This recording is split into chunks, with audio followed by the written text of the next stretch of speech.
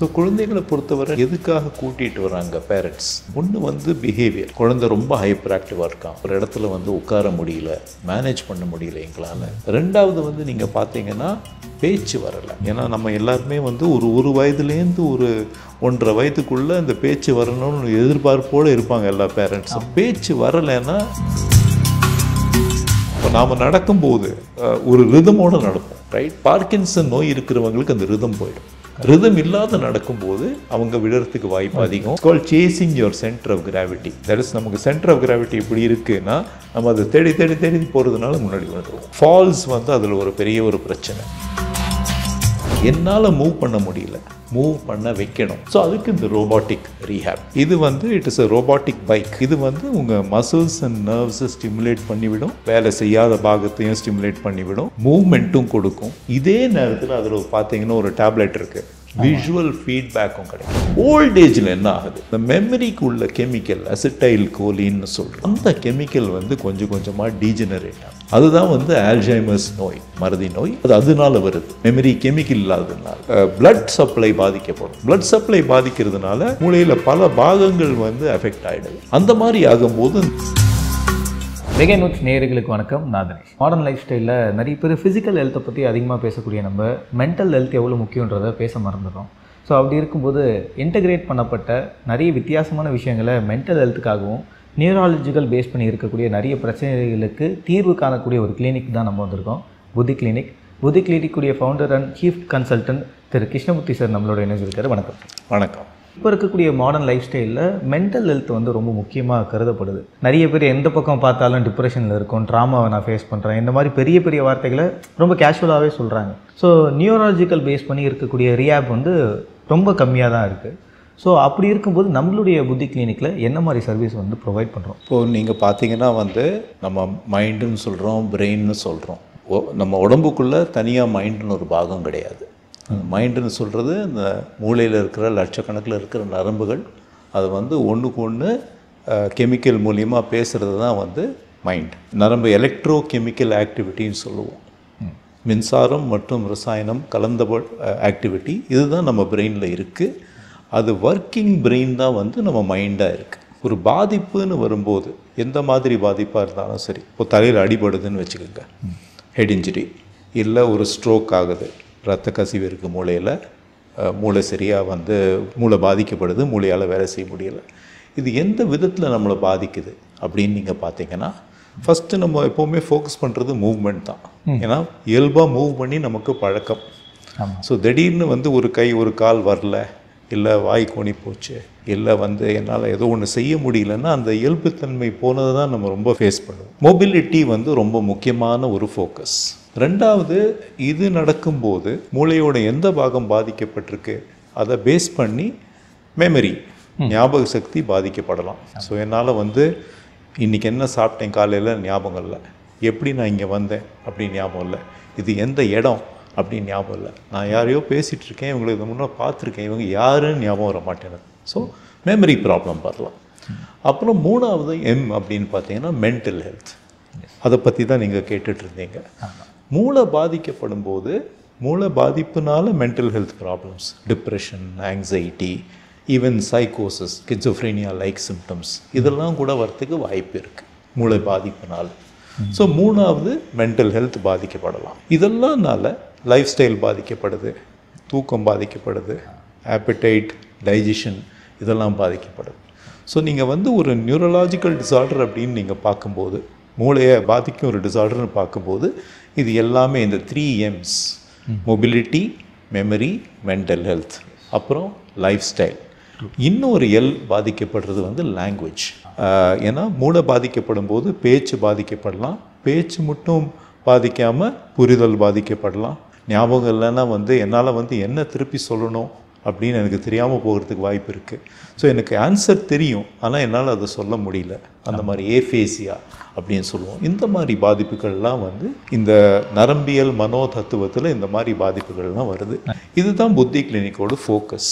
நாங்கள் வந்து சிறு வயதுலேருந்து வந்து முதியோர்கள் வரை நாங்கள் ஒர்க் பண்ணுறோம். வயது ஆக ஆக இந்த ரிஸ்க் ஃபேக்டர்ஸ் எல்லாருக்குமே இருக்கிறது தான். ஹைப்பர் டென்ஷன், இல்லை ஹார்ட் டிசீஸ், இல்லை வந்து டயபிட்டிஸ், இல்லை கனக்கூடுதல், வெயிட் கெயின், ஒபிசிட்டி, இதெல்லாம் இருக்கிறது சகஜம். இப்போது இந்த மாதிரி இருக்கும்போது ஸ்ட்ரோக் வரத்துக்கு வாய்ப்பு இருக்குது. ஸ்ட்ரோக்னால் வந்து மூளையில் வந்து இரத்த ஓட்டம் பாதிக்கப்பட்டு அந்த பாகங்கள் எந்தெந்த பாகங்கள் வந்து சப்ளை பண்ணுவதோ அந்தந்த பாகங்கள் வந்து பாதிக்கப்படுது. அதனால வந்து நமக்கு சில mobility, memory, mental health problem வரத்துக்கு வாய்ப்பு இருக்குது. ஸோ இந்த மாதிரி வந்து நீங்கள் பார்த்தீங்கன்னா ஒரு சிறு குழந்தையிலேருந்து ஒரு முதியோர் வர மூளை மற்றும் மனதில் பாதிப்புகள் பல விதத்தில் வரலாம். இது எல்லாமே நாங்கள் வந்து புத்தி கிளினிக்கில் அசஸ் பண்ணி டீட்டெயில்டாக அண்டர்ஸ்டாண்ட் பண்ணி ட்ரீட்மெண்ட் பண்ணுறோம். ட்ரீட்மெண்ட் பண்ணுறது வந்து ஜஸ்ட் மருந்து மாத்திரை மட்டும் கொடுக்காம multi disciplinary care, physiotherapist, occupational therapist, speech therapist, psychologist, இவங்க எல்லாருமே ஒருங்கிணைந்து வேலை செய்கிறது, அதுதான் இன்டகிரேட்டட் கேர்.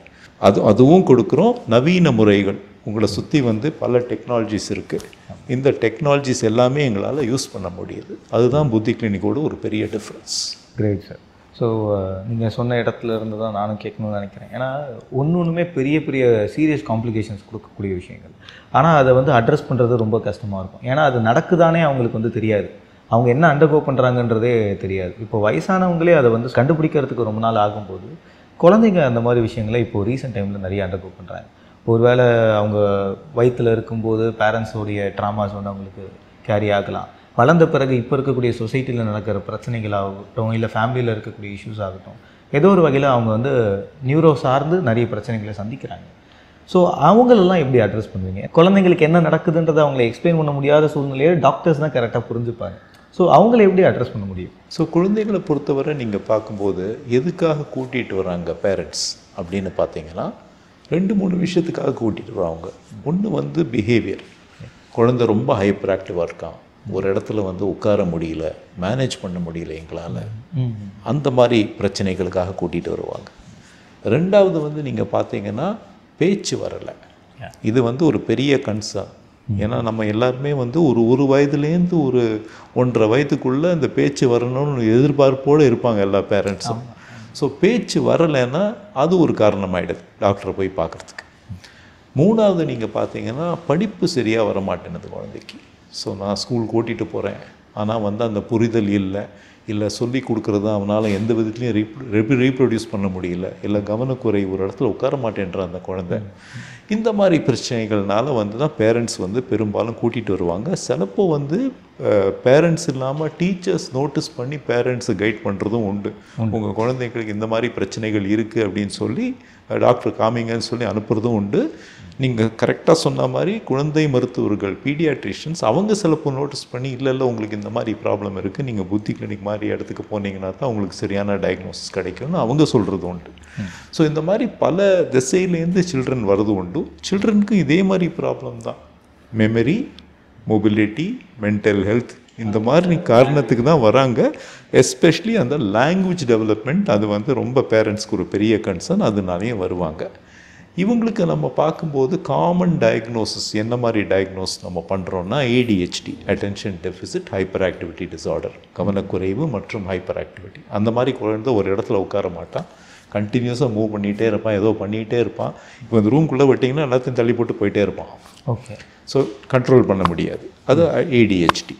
ஆட்டிசம் ஸ்பெக்ட்ரம்னு சொல்கிறது வந்து அவங்களுக்கு வந்து லாங்குவேஜ், கம்யூனிகேஷன், சோஷியலைசேஷன், மற்றவங்களோட ஈடுபாடு வச்சுக்கிறது, இமோஷ்னல் எக்ஸ்ப்ரெஷன், என்னோடய இமோஷன்ஸை எடுத்து சொல்கிறது, மற்றவங்களோட இமோஷன்ஸை புரிஞ்சுக்கிறது, இதில் எல்லாமே வீக்காக இருக்கும்.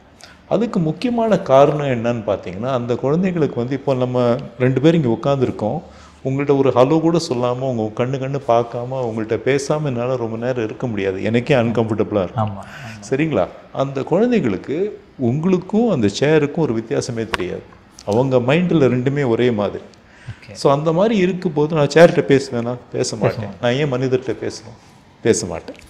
சரியா? ஸோ எனக்கு அந்த ஒரு பேசணும்னு ஆர்வம் இல்லை. அந்த ஆர்வம் இல்லைன்னா நான் என்ன பண்ணுவேன், கம்யூனிகேஷன் நான் டெவலப்பே பண்ணிக்க மாட்டேன். நான் கம்யூனிகேஷன் டெவலப் பண்ண விரும்பலைன்னா எனக்கு லாங்குவேஜ் டெவலப் ஆகுது. ஏன்னா லாங்குவேஜே வந்து கம்யூனிகேஷனுக்கு ஒரு டூல். ஸோ நான் பண்ணாததுக்கு நான் ஏன் டூல் டெவலப் பண்ணிக்கணும்? ஸோ இந்த மாதிரி வந்து அந்த ப்ராப்ளம் கூட தான் ஒரு 5 வயசு ஆகும்போது இந்த குழந்தை என்ன பேசவே மாட்டேங்கிறான், கண்ணு பார்க்க மாட்டேன்றான்னு parents start getting worried. So இந்த மாதிரி கூட்டிகிட்டு வராங்க. வெளியில் நிறைய சென்டர்ஸ் இருக்குது, தெரப்பி பண்ணுறாங்க, ஆக்குபேஷனல் தெரப்பி, ஸ்பீச் தெரப்பி எல்லாம் நடக்குது. பட் இந்த மாதிரி குழந்தைங்களுக்கு வந்து சிலப்போ அதெல்லாம் பண்ணினாலும் செட்டில் டவுன் ஆக மாட்டாங்க. சரியான டயக்னோசிஸ் தேவை எங்களோட ஒப்பீனியனில். அவங்களுக்கு மூளை எப்படி வேலை செய்யுது அப்படின்னு ஒரு அனாலிசிஸ் பண்ணணும். இந்த மாதிரி பிஹேவியர்ஸ்க்கு தான் காரணம் இருக்கா அப்படின்னு அனாலிசிஸ் பண்ணணும். அதுக்கப்புறம் அவங்கள ஹெல்ப் பண்ணுறதுக்கு தனி வந்து முறைகள் இருக்குது. இங்கே பார்க்கும்போது TDCS, டிரான்ஸ்கிரேனியல் டைரக்ட் கரண்ட் ஸ்டிமுலேஷன், அது வந்து ஒரு யூஸ்ஃபுல் டூல். நியூரோ ஃபீட்பேக், அந்த ஒரு பிரெயினை வச்சு ஒரு கம்ப்யூட்டரை கண்ட்ரோல் பண்ண கற்றுக்கிறது. அதை பண்ண ஆங்ஸைட்டி குறையும், அட்டென்ஷன் வந்து இம்ப்ரூவ் ஆகும், ஹைப்பர் ஆக்டிவிட்டி குறையும். ஸோ அந்த மாதிரி டூல்ஸ் யூஸ் பண்ண முடியும். வேகஸ் நர்வ்னு ஒரு நர்வ் இருக்குது, பிரெயின் டு பாடி கனெக்ஷன். இது டிஸ்டர்ப் ஆகிறதுனால தான் இந்த மாதிரி நிறைய குழந்தைங்களுக்கு, ஆட்டிசம் ஸ்பெக்ட்ரமில் இருக்கிற குழந்தைங்களுக்கு கான்ஸ்டிபேஷன் வரும். சரியாக வெளிக்கு போக முடியாது, டைஜஷன் சரியாக இருக்காது, ஆப்பிடைட் சரியாக இருக்காது. அவங்களுக்கு வந்து இந்த வேகஸ் நர்வை ஸ்டிமுலேட் பண்ணோன்னா அவங்களுக்கு இதெல்லாம் ரெடி ஆகிறதுக்கு சான்ஸ் உண்டு. இதோட கம்பைன் பண்ணி speech therapy, neuro developmental therapy, psychological therapy அப்படின்னு கொடுப்போம். புத்தி கிளினிக்கில் இது இன்னொரு டைமென்ஷனும் இருக்குது. ஃபுல் டிபார்ட்மெண்ட் ஆஃப் ஆயுஷ் இருக்குது. ஆயுர்வேதா, யோகா, நேச்சுரோபதி இதெல்லாமே இருக்குது. அதனால் நாங்கள் எல்லாமே ஒருங்கிணைந்து கம்பைன் பண்ணி கொடுக்கும்போது ஒரு 3 monthஸில் இந்த சில்ட்ரன் வந்து ஒரு ரொம்ப டிஃபிகல்ட் சுச்சுவேஷனில் ஒரு பெட்டர் சுச்சுவேஷனுக்கு வருவாங்க. Great sir. ஸோ நவீன முறைகள் அப்படின்னு சொல்லும்போது இந்த மாதிரி நவீன முறைகள் பொதுவாக நாங்கள் வெளியில் கேள்விப்படலை. புத்தி கிளினிக்கில் வந்து இருக்குது. ஸோ ஒரு டெக்னாலஜி இன்டகிரேட் பண்ணி இந்த மாதிரி நியூரோ சார்ந்து இருக்கக்கூடிய பிரச்சனைகள் அது சம்மந்தமாக எப்படிலாம் க்யூர் பண்ணலாம், ஒன்றுத்துக்கும் இருக்கிற மாதிரி ஒரு எக்யூப்மெண்ட்ஸ் இருக்குது. ஸோ என்ன மாதிரி எக்யூப்மெண்ட்ஸ்லாம் இப்போ அதிகமாக தேவைப்படுது, அந்த ஒரு எக்யூப்மெண்ட்ஸும் என்ன மாதிரி ரோல் வந்து ப்ளே பண்ணுது நம்மக்கிட்ட? ஸோ நம்ம கேட்டகரைஸ் பண்ணிடணும்னா நான் இன்வேசிவ் பிரெயின் ஸ்டிமுலேஷன், அது ஒரு பெரிய ஒரு கேட்டகரி. இது வந்து டெவலப் ஆகிட்டு வர ஒரு கேட்டகரி. இன்டர்நேஷ்னல் லெவலில் இதுக்கு நிறைய ஆராய்ச்சி நடந்துகிட்ருக்கு. பெஸ்ட்டு டூல்ஸ் என்னெல்லாம் அவைலபிளாக இருக்கோ நாங்கள் எல்லாமே வந்து யூஸ் பண்ணி எங்களுக்கு நிறைய இப்போ எக்ஸ்பீரியன்ஸும் வந்துடுச்சு அதை யூஸ் பண்ணி. சரிங்களா? இந்த நான் இன்வேசிவ் பிரெயின் ஸ்டிமுலேஷனில் எங்களால் பல விதத்தில் பிரெயினை ஸ்டிமுலேட் பண்ண முடியுது. ஸோ டிஎம்எஸ், நீங்கள் ஒரு மெஷின் இருக்குது. டிஎம்எஸ் நீங்கள் பார்த்தீங்கன்னா எலக்ட்ரோ மேக்னெட்டிக் இம்பல்ஸை நம்ம வந்து ரொம்ப ஸ்ட்ராங்காக பிரெயினுக்கு கொடுக்குறோம். அந்த மாதிரி ஒரு எலக்ட்ரோ மேக்னெட்டிக் ஸ்டிமுலேஷன் நாங்கள் பண்ணும்போது அது வந்து பிரெயின் பாத்வேஸை வந்து அந்த பிரெயின் சர்க்கியூட்ஸை வந்து ஸ்டிமுலேட் பண்ணி ஒருங்கிணைந்து வேலை பண்ண வைக்குது. ஸோ ஒரு டைம் பண்ணால் போகாது, ரிப்பீட்டடாக. அதனால தான் ரெப்படேட்டிவ் டிரான்ஸ்கிரேனியல் மேக்னெட்டிக் ஸ்டிமுலேஷன். ஸோ ஒரு 20 to 30 சிட்டிங்ஸ் நம்ம ரிப்பீட்டடாக பண்ணும்போது தான் அந்த பிரெயின் பாத்வேஸ் வந்து சின்க்ரனி அப்படின்னு சொல்லுவோம், ஒரு ஒருங்கிணைந்து வேலை பண்ணணும். ஸோ அது வந்து அந்த மாதிரி டெக்னாலஜிஸ் டிஎம்எஸ், TDCS அதெல்லாம் அதோட இம்பேக்ட். அதே மாதிரி நாங்கள் வந்து வேகஸ் நர்வுக்கு வந்து இயரில் ஸ்டிமுலேட் பண்ணுறோம், transcutaneous auricular vagus nerve stimulation. So அது ஒரு டைப் ஆஃப் ஸ்டிமுலேஷன் பண்ணுறோம். நியூரோ ஃபீட்பேக் நான் மென்ஷன் பண்ணேன், இந்த கம்ப்யூட்டர் மூளையை வச்சு கம்ப்யூட்டரை கண்ட்ரோல் பண்ணுறது. அதை பண்ணும்போது இந்த காக்னிட்டிவ் ஆக்டிவிட்டீஸ்லாம் இம்ப்ரூவ் ஆகும். ஸ்பீச் அண்ட் ஸ்வாலோவிங்க்கு தனியாக ஸ்டிமுலேஷன் இருக்குது. ஸ்லீப்புக்கு டிஃப்ரெண்ட் டைப்ஸ் ஆஃப் ட்ரீட்மெண்ட்ஸ் ஆகுது. அங்கே இருக்கிறது ஃபங்க்ஷனல் மேக்னெட்டிக் ஸ்டிமுலேஷன். அது வந்து musculoskeletal system and spine. So muscles, bones, joints and ஸ்பைனுக்கு அது ஹெல்ப்ஃபுல்லாக இருக்கும். அதில் வந்து நிறைய பேர் இந்த நரம்பியல் பிரச்சனை இருக்கிறவங்களுக்கு யூரினரி கண்ட்ரோல் இருக்காது. ஸோ அந்த சீட்டில் வந்து எங்களால் சீட்டுக்கு அடியில் அந்த ஸ்டிமுலேஷன் பேடில் வச்சு ஸ்டிமுலேட் பண்ண முடியும். ஸோ அதனால் யூரினரி கண்ட்ரோலை திருப்பி கொண்டு வரத்துக்கு வாய்ப்பு இருக்குது. இன்கான்டினன்ஸ்னு சொல்லுவோம், அதை இம்ப்ரூவ் பண்ணுறதுக்கு வாய்ப்பு இருக்குது. ஸோ இந்த மாதிரி நிறைய ஸ்டிமுலேஷன்ஸ் வந்து அண்டர் ஒன் ரூஃப் இருக்கும்போது அந்த பர்சனுக்கு என்ன தேவை. இப்போ எனக்கு வந்து யூரினரி ப்ராப்ளம் இருக்குது, ஸ்பீச் ப்ராப்ளம் இருக்குது, ஒரு கை ஒரு கால் வரல, இது எல்லாமே ஸ்டிமுலேஷன்ஸ் இருக்குது. சரிங்களா? அப்புறம் நீங்கள் பார்க்கும்போது என்னால் மூவ் பண்ண முடியல, மூவ் பண்ண வைக்கணும். ஸோ அதுக்கு இந்த ரோபாட்டிக் ரீஹேப், இது வந்து it is a robotic bike. இது வந்து உங்கள் மசில்ஸ் அண்ட் நர்வ்ஸை ஸ்டிமுலேட் பண்ணிவிடும், வேலை செய்யாத பாகத்தையும் ஸ்டிமுலேட் பண்ணிவிடும், மூவ்மெண்ட்டும் கொடுக்கும். இதே நேரத்தில் அதில் பார்த்தீங்கன்னா ஒரு டேப்லெட் இருக்குது, விஷுவல் ஃபீட்பேக்கும் கிடைக்கும். ஓகே. ஸோ அந்த மாதிரி ஒர்க் பண்ணும்போது என்ன ஆகுது, எனக்கு ஓகே இம்பேலன்ஸ் இருக்குதுன்னு எனக்கு இப்போ விஷுவல் ஃபீட்பேக் கிடைக்குது. ஏன்னா அந்த ஒரு நிலைமையில் இருக்கும்போது எனக்கே தெரியாது. எனக்கு ஒரு பக்கவாதம் இருந்ததுன்னா எனக்கே வந்து நான் இந்த சைடை சரியாக யூஸ் பண்ணல அப்படின்னு ஒரு அவேர்னஸ் கம்மியாக இருக்கும். ஸோ அந்த இது ஸ்டிமுலேட் பண்ணி விடுது, மூவ்மெண்ட்டை கொடுக்குது, விஷுவல் ஃபீட்பேக்கை கொடுக்குது. நான் இம்ப்ரூவ் பண்ணும்போது நான் இம்ப்ரூவ் பண்ணுறேன் அப்படின்னு வந்து எனக்கு ஃபீட்பேக்கை கொடுக்குது. புரியுதுங்களா? பக்காவாக வந்து கை காலை மட்டும் நீங்கள் எனக்கு ரீஹாபிலிட்டேட் பண்ணி பிரயோஜனம் இல்லை.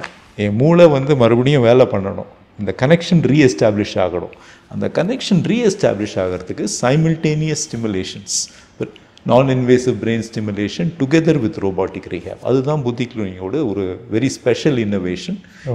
ரூட் எங்கேயோ அதையே நம்ம ஆமாம். ஸோ அந்த பாதிப்பை மட்டும் பார்க்காம அது எங்கே ஸ்டார்ட் ஆச்சு, அங்கே ஸ்டார்ட் ஆன இடத்துலையே நாங்கள் வேலை பண்ணுறதுனால எங்களுக்கு வந்து results are better, results are faster. Great. So mainly நீங்கள் சொல்லும்போது இந்த யூரினரி கண்ட்ரோல் பண்ண முடியாமல் நிறைய பேர் வந்து இருக்காங்க. சின்ன வயசில் குழந்தைகள் இருக்கிறது ஓகே, வயசு ஆக ஆக நிறைய பேருக்கு அந்த பிரச்சனை வரும். அதுவும் முதுகெலும்பு சார்ந்து இருக்கக்கூடிய பிரச்சனைகளோட நியூரோ வந்து கனெக்ட் ஆகி அதில் ஏற்படக்கூடிய பிரச்சனைகளும் பெருசு. ஸோ அதில் ஒன்று தான் அந்த யூரினரி கண்ட்ரோல் பண்ண முடியாமல் போகிறது. ஸோ அதை எப்படி சிமுலேட் பண்ணி அவங்கள வந்து சரி பண்ண முடியும்? முக்கியமான நீங்கள் பார்த்தீங்கன்னா இந்த யூரினரி கண்ட்ரோல் போகிறதுக்கு பல காரணங்கள் இருக்குது. நான் 2 முக்கியமான காரணம் உங்களுக்கு எக்ஸ்பிளைன் பண்ணுறேன். ஒரு பாகம் வந்து என் மூளையிலேருந்து முதுகெலும்பு வழியாக நரம்புகள் போய் தான் அந்த ஏரியாவை சப்ளை பண்ணது. அந்த சிஸ்டத்தில் நியூராக்சிஸ்னு சொல்லுவோம், அந்த சிஸ்டத்தில் பாதிப்பு வரும்போது எனக்கு யூரினரி அவேர்னஸ் மோசமாயிடுது. அதனால வந்து பிளாடரில் யூரின் சேர்ந்து எனக்கு அது வந்து சேர்ந்து போச்சுன்னு தெரியறதுக்கு ரொம்ப லேட் ஆகிடுச்சுன்னா பாத்ரூம் போகிறதுக்கே டைம் இருக்காது. ஆமாம், இருந்த இடத்துலையே நான் போயிடுவேன், இல்லை பாத்ரூம் போகிற வழியிலேயே போயிடுவேன். ஸோ அது ஒரு வித பிரச்சனை நாங்கள் வந்து ஃப்ரீக்வெண்ட்டாக ஃபேஸ் பண்ணுறது. இன்னொரு விதம் நீங்கள் பார்த்தீங்கன்னா எனக்கு வந்து இன்னும் தெரியல டாக்டர், அடிக்கடி நான் பாத்ரூம் போயிட்டே இருக்கேன், ஒரு கண்ட்ரோல் இல்லாமல் போயிடுச்சு. இது வந்து என்னன்னு பார்த்தீங்கன்னா autonomic nervous system. Autonomic nervous சிஸ்டம்னா நாம் கண்ட்ரோல் பண்ணாத நர்வஸ் சிஸ்டமோட ஒரு பாகம். ஓகே, இப்போ நீங்கள் வந்தீங்க, உட்காந்தீங்க, எங்கிட்ட பேசிகிட்டு இருக்கீங்க, இதெல்லாம் நீங்கள் வாலண்டரியாக செய்கிறீங்க, நீங்கள் விரும்பினீங்க, நீங்கள் செய்கிறீங்க, ரைட்? இதே நேரத்தில் நீங்கள் சாப்பிட்ட சாப்பாடு ஜீரணமாயிட்டிருக்கு, அதை நீங்கள் கண்ட்ரோல் பண்ணுறீங்களா? இல்லை. நடுவில் தாகம் இருக்குன்னு உடம்பு சொல்லும், அதை நீங்கள் கண்ட்ரோல் பண்ண முடியுமா? முடியாது. ஸோ அந்த பாகங்களை கண்ட்ரோல் பண்ணுறது தான் அந்த ஆட்டோனாமிக் நர்வஸ் சிஸ்டம். இந்த ஆட்டோனாமிக் நர்வஸ் சிஸ்டமில் வந்து டிஸ்டர்பன்ஸ் வந்துருச்சுன்னா அது இந்த மாதிரி யூரினரி ஃப்ரீக்வன்சி இந்த மாதிரி பிரச்சனைகளை கொடுக்கறதுக்கு வாய்ப்பு இருக்குது. அதே மாதிரி வந்து cut health problem, irritable Powell, constipation, அதுக்கும் அதுதான் காரணம். ஓ, இவ்வளோ இஷ்யூஸ் இருக்கானா? அதுக்குள்ள அவ்வளோ விஷயங்கள். நம்ம வந்து ஏதோ யூரின் தான் கண்ட்ரோல் பண்ண முடியாமல் போயிடுறோம், நம்ம நிறைய தண்ணி குடிச்சிட்டோம்னு அவங்களே அசைன் பண்ணிப்பாங்க சில பேர். கரெக்ட். இல்லை ஏஜ் ஃபேக்டரில் நம்மளுக்கு அந்த கண்ட்ரோல் இல்லைன்னு நினைப்பாங்க. பட் அதுக்கு பின்னாடி இவ்வளோ இஷ்யூஸ் வந்து நடக்குதுன்றது தெரியாது. ஸோ நான் வேகஸ் நர்வ்னு சொல்லிட்டு இருந்தேன் இல்லையா, அந்த ஆட்டோனாமிக் நர்வஸ் சிஸ்டமை கண்ட்ரோல் பண்ணுறதுக்கு அந்த நர்வு தான் ரொம்ப முக்கியம். மூளையிலேருந்து ஸ்டார்ட் பண்ணி உடம்பு பூரா சப்ளை பண்ணுற ஒரே நர்வ் அது. அந்த நர்வை நாங்கள் ஸ்டிமுலேட் பண்ணி இந்த யூரினரி ஃப்ரீக்வன்சிக்கும் நாங்கள் வந்து பிளாடருக்கும் ஸ்டிமுலேஷன் கொடுக்கும்போது எங்களால் அந்த கம்பைன்ட் ஸ்டிமுலேஷனில் we are able to bring about much better improvements. இதில் இன்னும் ஒரு ரொம்ப முக்கியமான ஒரு கான்செப்ட் இருக்குது, நியூரோபிளாஸ்டிசிட்டி. நியூரோபிளாஸ்டிசிட்டி அப்படின்னா முன்னெல்லாம் என்ன நினச்சிட்டு இருந்தாங்கன்னா வந்து மூளை வந்து வளர முடியாது, மூளை வந்து சேஞ்ச் ஆகிறதுக்கு மூளைக்கு வாய்ப்பே இல்லை அப்படின்னு பீப்புள் யூஸ் டு திங்க். மூளை வந்து ஒன்ஸ் டேமேஜ் இல்லை, வளர முடியாது அப்படின்னு சொல்லி கொடுத்துட்டு இருந்தாங்க. ஒரு 1980s ரொம்ப ஒரு இன்ட்ரெஸ்டிங் ஸ்டடி ஒன்று பண்ணினாங்க யூகேல. அது it's called the London cab driver study. இந்த பிளாக் கேப்ஸ் நீங்கள் பார்த்துருப்பீங்க, அந்த பெரிய ஒரு வெஹிக்கிள், ஹேண்ட்ஸம் கேப்ஸ்ன்னு சொல்லுவாங்க. அதை அந்த கேப்ஸை வந்து ஓட்டுறவங்களுக்கு அப்போல்லாம் கூகுள் மேப்லாம் கிடையாது. லண்டன் மேப்பை வந்து நம்ம மைண்டில் மெமரைஸ் பண்ணிக்கணும் ஃபுல்லாக, அப்போ தான் அந்த லைசன்ஸ் கிடைக்கும் அந்த கேப் ஓட்டுறதுக்கு. ஸோ அந்த டெஸ்ட்டே நீங்கள் பார்த்தீங்கன்னா இந்த இடத்துலேருந்து நீ அந்த இடத்துக்கு எப்படி போவேன் நம்ம கேள்வி கேட்பான், நீ ஸ்ட்ரீட் பை ஸ்ட்ரீட் சொல்லணும் பதில், அந்த அளவுக்கு மேப்பை மெமரைஸ் பண்ணணும். So it's call the knowledge அந்த டெஸ்ட்டு. அதுக்கு 2 வருஷம் ப்ரிப்பேர் பண்ணுவாங்க அந்த டெஸ்ட்டுக்கு. இவங்க என்ன பண்ணாங்க, இந்த ஸ்டடி பண்ணுறவங்க யூகேல யூனிவர்சிட்டி காலேஜ் லண்டன், நான் அந்த இன்ஸ்டியூட்டில் தான் நான் ட்ரெயின் பண்ணேன். அவங்க என்ன பண்ணாங்கன்னா அந்த பிரெயின் மெமரி சென்டர் ஹிப்போ கேம்பஸ்னு இருக்குது, அதோட சைஸை அந்த டெஸ்ட் அவங்க ஆரம்பிக்கும் போது, அந்த படிப்பை ஆரம்பிக்கும் போது மெஷர் பண்ணி 2 வருஷத்துக்கு அப்புறம் அந்த படிப்பை முடிக்கும் போது மெஷர் பண்ணாங்க. Okay, they were able to show that the hippo campus அது வந்து பெருசாகுது, படிக்க படிக்க பெருசாகுது. சரியா? ஸோ அதுதான் first indication that brain is a plastic organ. Brain வந்து அடாப்ட் ஆகலாம் அப்படின்னு தெரிய வந்தது. இந்த டெக்னாலஜிஸ் எல்லாமே நம்ம பார்க்கும்போது எதில் லெவரேஜ் பண்ணுது அப்படின்னு பார்த்தீங்கன்னா நியூரோ பிளாஸ்டிசிட்டி. அப்படின்னா உங்கள் பிரெயின் கேன் பி அடாப்டட். பிரச்சனை வந்துருச்சு என்னால் பண்ண முடியலன்னு நம்ம வந்து கிவ் அப் பண்ண கூடாது. சரியா? Through stimulation, through therapies, through training நம்ம வந்து அந்த ஃபங்க்ஷனை திருப்பி கொண்டு வர முடியும். அதுதான் ரீஹாபிலிட்டேஷனோட பேசிக் பிரின்சிபிளே. அதுதான். ஸோ டெக்னாலஜி பயங்கரமான ஒரு வைட்டல் ரோல் வந்து ப்ளே பண்ணுது இந்த ஒரு மாடர்ன் லைஃப் சொசைட்டியில்.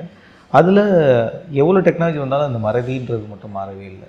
அதில் குழந்தைகளுக்கு மறதி வர்றது ரொம்ப காமனாக இருக்கும் சின்ன வயசில். ஆனால் வயசு ஆக ஆக அதே மாதிரி மறதி வரும். அம்னீஷியா மாதிரி டெம்னீஷியா நிறைய பேருக்கு தெரிஞ்சிருக்காது. ஸோ இது எப்படி க்யூர் பண்ணுறது? நல்ல கேள்வி. ஸோ இந்த மெமரின்னு நம்ம சொல்லும்போது ரைட், இப்போ நான் பேசிகிட்ருக்கேன் உங்கள்கிட்ட, இதில் இப்போது நான் பேசணுன்னு ஒரு கேள்வி கேட்டீங்க ரைட். ஸோ இதுக்கு வந்து உங்கள் மூளையில் வந்து ஒரு சர்க்கியூட் செட்டப் ஆகி டெவலப் ஆகுது. ரிவர்பரேட்டிங் சர்க்கியூட்னு சொல்கிறோம். இப்போ பேசுகிற இன்ஃபர்மேஷன் இப்போ நான் யூஸ் பண்ணுறது இதெல்லாம் வந்து எனக்கு இட் இஸ் அவைலபிள் என்ன பேரலல் சர்க்கியூட்டில். நான் இப்போ உங்களோட பேசுகிறது நீங்கள் ஞாபகம் வச்சுக்கணும். நாளைக்கு நான் கேட்கும்போது உங்களால் சொல்ல முடியும் அப்படின்னா உங்கள் மூளையில் ஒரு கெமிக்கல் டிரான்ஸ்ஃபர்மேஷன் நடக்க வேண்டியிருக்கு. சரிங்களா? That's called an mRNA transformation. அந்த டிரான்ஸ்ஃபர்மேஷன் நடந்தால் தான் வந்து மெமரியே செட் ஆகும். ஸோ டெவலப்மெண்ட் ஏஜில் நீங்கள் பார்க்கும்போது அந்த ப்ராசஸ் நான் கவனமே இல்லை, எனக்கு நான் ஹைப்பர் ஆக்டிவாக இருக்கேன், எப்படி மெமரி செட் ஆகும்? நான் கவனித்தா தான் என்னால் வந்து அந்த மெமரியை வந்து மூளைக்குள்ளே கொண்டு வர முடியும். சரியா? So attention deficit hyper activity இருக்கிற குழந்தைங்களுக்கு அதுதான் ப்ராப்ளம். மெமரிக்கு கெப்பாசிட்டி இல்லைன்னு இல்லை, அது வந்து ஹாஃப் த டைம் வந்து அவங்க அந்த கவனக்குறைவிலே இருக்கிறதுனால அது செட் ஆக மாட்டேன். ரெண்டாவது ஆஸ்பெக்ட், ஸ்டூடெண்ட்ஸ்க்கு இது ரொம்ப முக்கியம், ஒர்க்கிங் பீப்புளுக்கு ரொம்ப முக்கியம். என்னென்னா நான் இப்போ உங்களை கேள்வி கேட்கும்போது நீங்கள் சரியான ஃபைலை திறக்கணும் மூளையில். சரியா? இப்போது நீங்கள் வந்து தப்பான வேலை நீங்கள் ஃபைலை வேறு மாதிரி ஆக்சஸ் கோடு வச்சுருக்கீங்கன்னு வச்சுக்கோங்க right, like your Behindwoods. So BW1 B capital W capital 1ன்னு நீங்கள் போட்டு வச்சுருக்கீங்க. டைப் பண்ணும்போது B ஸ்மால் W ஸ்மால் 1 போடுறீங்க, வருமா ஃபைலு? வராது ரைட். ஸோ அந்த ஆக்சஸ் கோட் நம்ம சரியான யூஸ் பண்ணால் தான் நமக்கு மெமரி திருப்பி கிடைக்கும். யங்ஸ்டர்ஸ் படிக்கிறவங்க, ஒர்க் பண்ணுறவங்க, ஐடி ப்ரொஃபஷனல்ஸ், இவங்களுக்கு மோஸ்ட் ஆஃப் த டைம் என்ன ப்ராப்ளம் அப்படின்னு பார்த்தீங்கன்னா ரொம்ப ஹை ப்ரெஷரில் இருக்கிறதுனால தப்பான ஆக்சஸ் கோடில் ஸ்டோர் பண்ணி வச்சுருவாங்க. ஸோ மறந்து போகலை, எனக்கு தேவைப்படும் போது கிடைக்காது. ஆமாம், அது ஃபர்கட் பாஸ்வேர்ட் கொடுத்து அப்புறம் போட. சரியா? அதுக்கப்புறம் என்ன ஆகும்? எக்ஸாம்லாம் முடிச்சு வெளியே போகணும், ஐயோ இதுதானே கேட்டிருந்தாங்க அப்படின்னு வந்து ஒரு யோசனை வரும். கரெக்டாக? ஸோ அது அந்த மாதிரி ப்ராப்ளம். சரியா? Working professionals, busy people, students, அவங்களுக்கு அந்த மாதிரி. ஓல்ட் ஏஜில் என்ன ஆகுது? இந்த மெமரிக்கு உள்ள கெமிக்கல் அசிட்டைல் கோலின்னு சொல்கிறோம், அந்த கெமிக்கல் வந்து கொஞ்சம் கொஞ்சமாக டீஜெனரேட் ஆகும். அதுதான் வந்து ஆல்சைமர்ஸ் நோய், ஆல்சைமர்ஸ் டிமென்ஷியா, மறதி நோய். அது அதனால வருது, மெமரி கெமிக்கல் இல்லாததுனால. சரிங்களா? சில பேருக்கு என்ன ஆகும்? பிளட் சப்ளை பாதிக்கப்படும். பிளட் சப்ளை பாதிக்கிறதுனால மூளையில் பல பாகங்கள் வந்து அஃபெக்ட் ஆகிடுது. அந்த மாதிரி ஆகும்போது இந்த நரம்பு சிஸ்டம்ஸ் வந்து சரியாக வேலை பண்ணல. அது வந்து வாஸ்குலர் டிமென்ஷியா, பிளட் சப்ளைனால் வர மறதி நோய். ஸோ இதுதான் ரெண்டு முக்கியமான காமன் காசஸ். அதுக்கு மேலே நிறைய காசஸ் இருக்குது. ஸோ இந்த மாதிரி இருக்கும்போது பிரெயினை ஸ்டிமுலேட் பண்ணி மோர் கெமிக்கல் அவைலபிள் பண்ணுறது எங்களால் முடியும். பிரெயின் ஸ்டிமுலேஷன் இப்போது ரொம்ப அட்வான்ஸ் நவீன முறைகள்லாம் வந்திருக்கு. இப்போ இந்த டிஎம்எஸில் வந்து ப்ரீ கியூனியஸ் ஸ்டிமுலேஷன் நாங்கள் ஒரு ஸ்பெஷல் ஸ்டிமுலேஷன் பண்ணுறோம் ஆல்சைமர்ஸ் டிசீஸ்க்கு. இன்ஃபேக்ட் இந்தியாவில் எங்களுக்கு தெரிஞ்ச வேறு யாருமே அதை பண்ணலைன்னு. ஓகே, ஸோ அந்த மாதிரி வந்து மூளையை ஸ்டிமுலேட் பண்ணும்போது அதோடு கம்பைன் பண்ணி மெமரி ட்ரைனிங் கொடுத்து, அதோடு கம்பைன் பண்ணி நியூரோ ஃபீட்பேக் யூஸ் பண்ணி, அதோடு கம்பைன் பண்ணி தெரப்பீஸ் பண்ணும்போது அவங்களுக்கு வந்து மெமரிஸை ரீஃபார்ம் பண்ண முடியுது. அந்த நோயோட பாதிப்பை குறைச்சி அவங்களோட ஆக்டிவிட்டீஸ் ஆஃப் டெய்லி லைஃப்பை இம்ப்ரூவ் பண்ணி குவாலிட்டி ஆஃப் லைஃப்பை கண்டிப்பாக இம்ப்ரூவ் பண்ண முடியும். ஸோ இப்படி தான் இருக்கும் அப்படின்னு நினச்சி விட்டுறக்கூடாது. முயற்சி பண்ணினோன்னா நமக்கு இம்ப்ரூவ்மெண்ட்ஸ் கண்டிப்பாக இந்த மறதி நோயில் கூட கொண்டு வர முடியும். ஸோ டெம்னிஷியா எப்படி ஒரு புது டேர்மோ அதேமாதிரி பார்க்கின்சன் அப்படின்ற ஒரு இஷ்யூவும் பார்த்தோம். ஸோ அது என்ன மாதிரி காஸ் வந்து கிரியேட் பண்ணுது சார்? ஸோ எப்படி டிமென்ஷியா வந்து அந்த அசிட்டைல் கோலின் கெமிக்கல் கம்மியாகிறதுனால வருதோ, பார்க்கின்சன் வந்து டோப்பமின் கெமிக்கல் கம்மியாகிறதுனால வருது. சரியா? இந்த கெமிக்கல்ஸ் எல்லாம் வந்து எல்லாருக்குமே கம்மியாகும். ஸோ நம்ம ஒரு 100 இயர்ஸ் இருந்தோன்னா எல்லாருக்குமே ஓரளவுக்கு இந்த கெமிக்கல்ஸ் கம்மியாக போகுது. சரியா? நோயின்னு வருது என்னன்னா இது வந்து சீக்கிரமாகவே கம்மியாகிடுது. 50, 60, 70லேயே கம்மியாயிடுது. அதுதான் நோய். ஓகே, ஸோ பார்க்கின்சன்ஸில் வந்து டோப்பமின் கம்மியாகிறதுனால 3 சிம்டம்ஸ்: ட்ரெமர், ஸ்டிஃப்னஸ், ஸ்லோனஸ். இந்த 3 சிம்டம் தான் வரும். நடுக்கம் தான் நம்ம ரொம்ப ஃபெமிலியர். நடுக்க நோயின்னு சொல்கிறதுக்கு காரணமே அதுதான், பார்க்கின்சனை. பட் நடுக்கம் வந்து பார்க்கின்சன் இருக்கிறவங்கள ஒரு 30% தான் நடுக்கம் வரும். எல்லாருக்குமே வந்து ஸ்லோனஸ் வரும், எல்லாருக்குமே வந்து ஸ்டிஃப்னஸ் வரும், எல்லாருக்குமே வந்து அந்த விடுற தன்மை வரும், ஃபால்ஸ், அந்த தன்மை வரும். ஏன்னா அவங்க வந்து என்ன பண்ணுவாங்கன்னா, இப்போ நாம் நடக்கும்போது ஒரு ரிதமோடு நடப்போம்.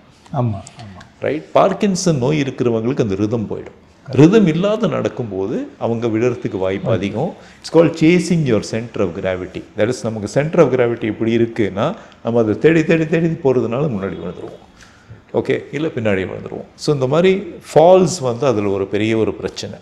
So in 90 minutes of physiotherapy just ஒரு பேஷண்ட்டோட வேலை பண்ணாமல் ஒரு 3 டெக்னாலஜிஸ் எங்களால் யூஸ் பண்ண முடியும். ஸோ நாங்கள் வந்து இந்த ப்ரோக்ராம்ஸை வந்து டுவோ, ட்ரியோ, quattro, குவிண்டோ, 2 technologies, 3 technologies, 4 technologies, 5 technologies, we have programs.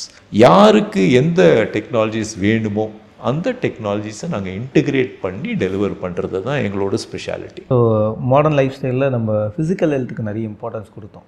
Mental health எப்படி டேமேஜ் பண்ணுறோன்னே தெரியாமல் லேட் நைட்டில் போய் சாப்பிட்றது, தூக்கத்தை வந்து கண்ட்ரோல் பண்ணுறது, அது சில பேருக்கு ஒர்க்கே நைட் ஷிஃப்டாக இருக்கும். ஸோ தூக்கத்தை இம்பேலன்ஸ் பண்ணுறதை தாண்டி கட் ஹெல்த்தை வந்து அஃபெக்ட் பண்ணுறது, நிறைய ரிலேஷன்ஷிப் ப்ராப்ளம் வருது, ஃபேமிலி இஷ்யூஸ், ஃபினான்ஷியல் பிரச்சனை, இந்த மாதிரி நிறைய விஷயங்களை அண்டர்கோ பண்ணும்போது எவ்வளோ முடியுமோ அவ்வளோ தூரம் நம்ம உடம்பையும் மனசையும் சேர்த்து டேமேஜ் பண்ணிக்கிறோம். அது மூளையில் அஃபெக்ட் பண்ணும்போது கொஞ்சம் நாளைக்கு அப்புறம் அவங்க லைஃப் ஸ்டைலே டோட்டலாக டேமேஜ் ஆகுது. ஸோ இதுக்கெல்லாம் ஒரு தீர்வு இருக்கிற மாதிரி நிறைய எக்யூப்மெண்ட்ஸ் வந்து நம்ம புதி கிளினிக்கில் நீங்கள் வச்சுருக்கீங்கன்னு சொல்லும்போது it's very surprising and very innovative.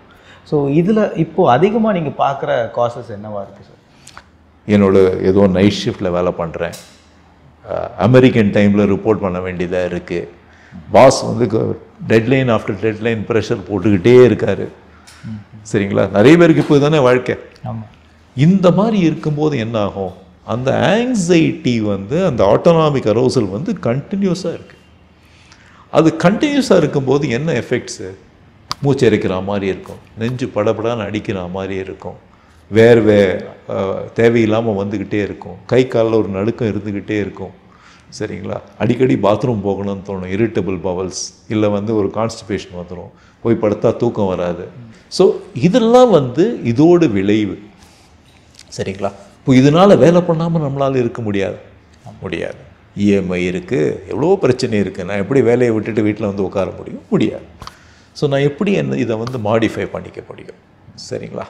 இதில் தான் வந்து எங்களோட அப்ரோச்சில் வந்து psychological therapy, brain stimulation, Ayurveda, naturopathy, yoga, இதெல்லாம் நாங்கள் கம்பைன் பண்ணி டெலிவர் பண்ணும்போது ஒரு 4-5 வீக்ஸில் எங்களால் வந்து இந்த சிம்டம்ஸ் எல்லாம் நல்ல ஒரு அண்டர் கண்ட்ரோல் கொண்டு வர முடியுது.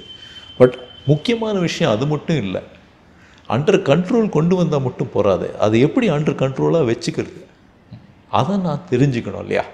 அதை தெரிஞ்சுக்கிறதுக்கு தான் எங்களால் வந்து நிறைய கைடன்ஸ் கொடுக்க முடியுது.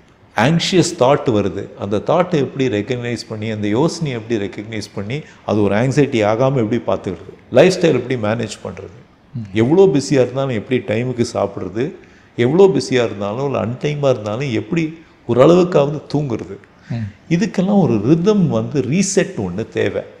எங்களால் அந்த ரீசெட்டையும் ப்ரொவைட் பண்ணி அதை மெயின்டைன் பண்ணுறதுக்கு என்ன டூல்ஸ் வேணும், அந்த டூல்ஸையும் எங்களால் கொடுக்க முடியும். ஸோ ஓவரால் பார்க்கக்கூடிய லிஸ்னர்ஸ்க்குமே ஓவரால் என்னவாக இருக்கும்னா, இப்படி ஒரு விஷயங்கள் இருக்குது, இதுக்கு ட்ரீட்மெண்ட்ஸ் இருக்கானே நிறைய பேருக்கு தெரிஞ்சிருக்காது.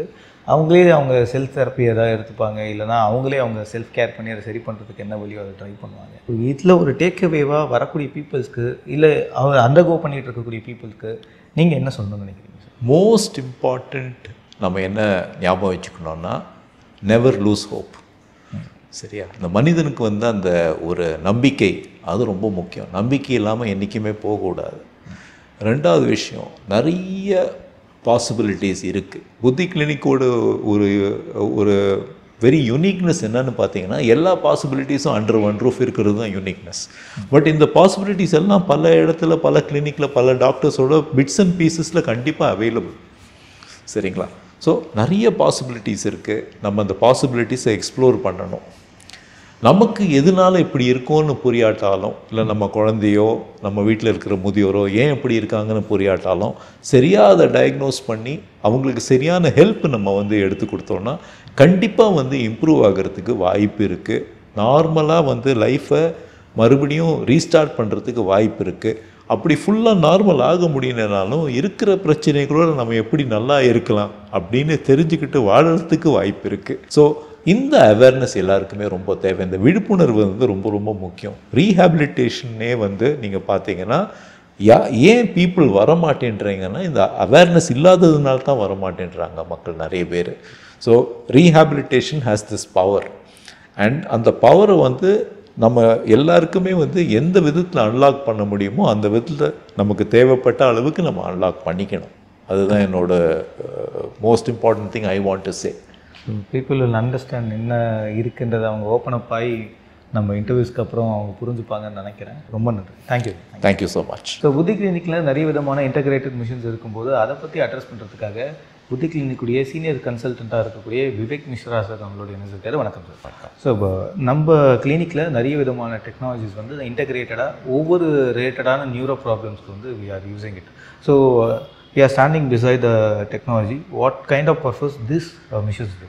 So what we really see over here are the three distinct technologies. Okay. This is the repetitive transcranial magnetic stimulation. It uses high intensity magnetic flux or just the magnetic pulses to stimulate very relevant brain region. So for example, when we talk about stroke, so if we look on the brain, we can able to stimulate very particular brain regions. Similarly, the transcranial electrical stimulation, it uses mild electrical stimuluses again to stimulate and enhance the functioning of brain cells of different brain regions getting affected, be it stroke, Parkinson's, developmental disorders. We can able to stimulate those brain regions. The third modality, what we really look, is the transcutaneous auricular vagus nerve stimulation. So what really happened was, before 2013, it was all surgical implants. Again, not many people want to go for surgical implant. Success rate, we are like, talking about 70 to 80%. So what really happened is, we can able to stimulate the same vagus nerve. See, vagus nerve is the longest nerve from our brain. It innervates our heart, lungs, diaphragm, stomach, everything. And we can able to stimulate the same nerve while placing this particular probe on our ear. Okay. On the left ear, we can able to stimulate the same nerve without doing a surgical implant. What are the advantages of this? If a person or a patient who is coming with, for example, epilepsy, dysautonomia, post-stroke, hand paralysis, while stimulating it, we can able to suss out that are you a right candidate, and if they are right candidate, they can go for a surgical implant. But most of the time what we are seeing, apart from our general epilepsy or dysautonomia, people with gut syndrome, gut brain axis, everyone is talking about these days, and they are getting really benefited from the vagus nerve stimulation. So there are many kind of stimulation processes happening in these machines. Yes. More than this, people like post paralysis or stroke, how do you overcome from them? What are the process you do for those people? So it is very interesting that what approach we have chosen is, like in the US, it is already, there are centers like there are 2-3 centers which are doing it for quite some time, and where I got trained in Israel, and that's where they are also doing the same procedures. What we have implemented here in Buddhi Clinic is combination. A combination of brain stimulation as well as using the EMG and IFES technology. Now IFES technology is an integrated functional electrical stimulation. So in usual TENS and other things, we just stimulate the muscle. How do I know that how much the intensity is required for the patient? These both Excite2 and IFES bike, what it's the name is the RT300 bike. It does is, it sends our data from the muscles in real time. So if I can post stroke, I can only do 15%. The machine will provide the next 85% and able to accomplish the task. What we are able to do is making our brain, hand, leg connection stronger.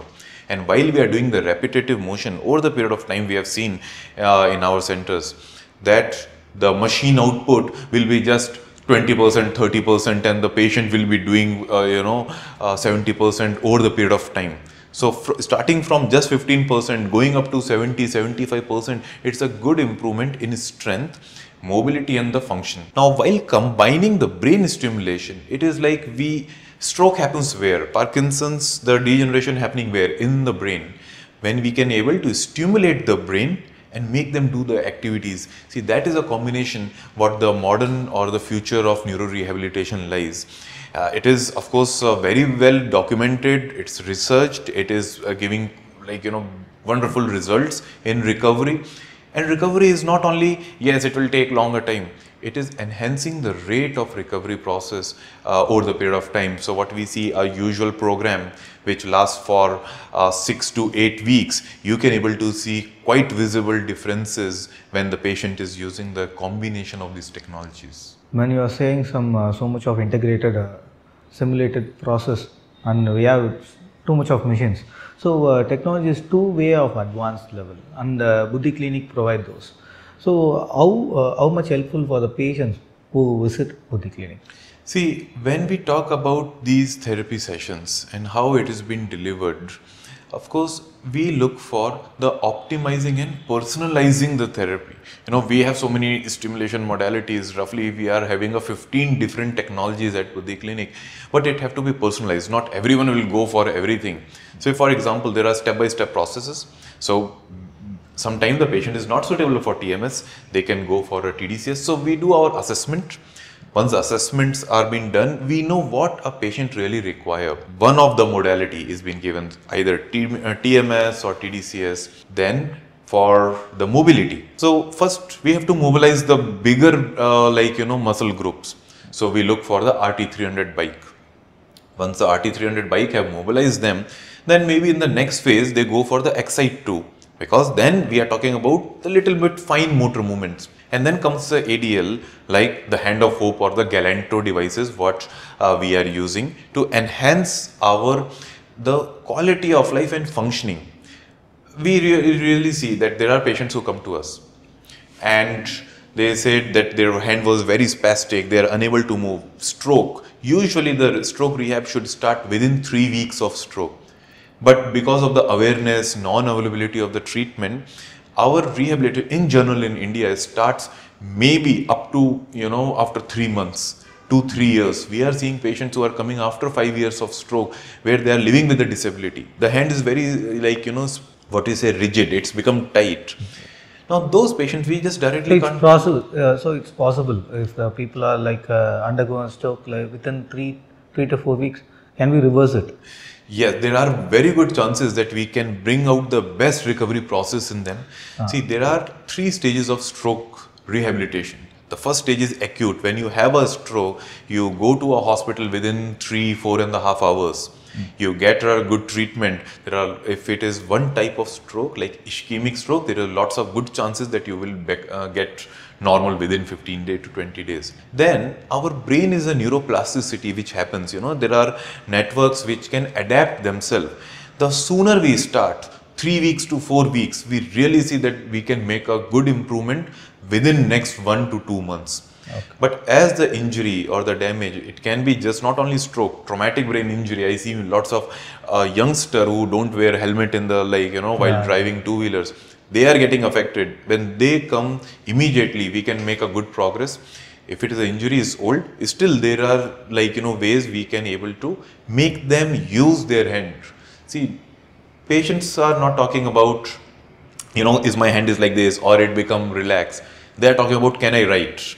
Can I use my phone? Can I eat with my hand? With these fine motor technologies, I think that's the point what we want to highlight, that it is possible to work toward a recovery process. Thank you, sir. Thank you. Sure.